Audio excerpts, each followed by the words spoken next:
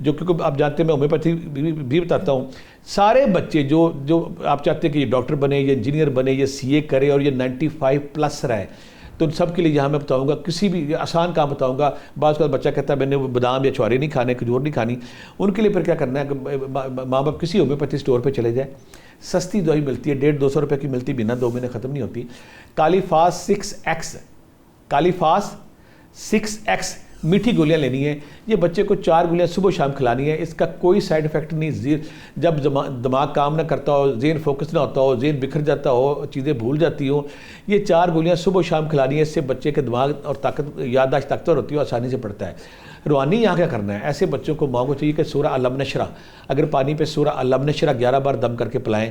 اس سے جو قرآن پاک حفظ کرتے ہیں ان کے لیے بھی افیکٹو ہے. جو عام بچہ پڑھتا ہے سورہ علم نشرہ 11 بار دم کر کے پلائیں گے، اس سے بچے کی یادداشت کھلے گی، ذہن تیز ہوگا اور پڑھے گا.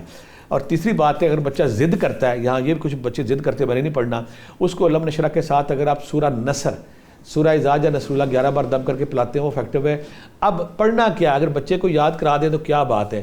اگر بچہ نہیں، پھر ماں تسبیح اس کی پڑھے، یا حکیموں یا باعثوں، یا حکیموں یا باعثوں، اے حکمت دانائی دینے والے رب میرے دماغ کو زندہ کر، حکمت دے. 2 منٹ یا 3 منٹ یا 3 تسبیحاں، اور ساتھ اگر یہ نہیں پڑھنا تو یا حی یا قیوم.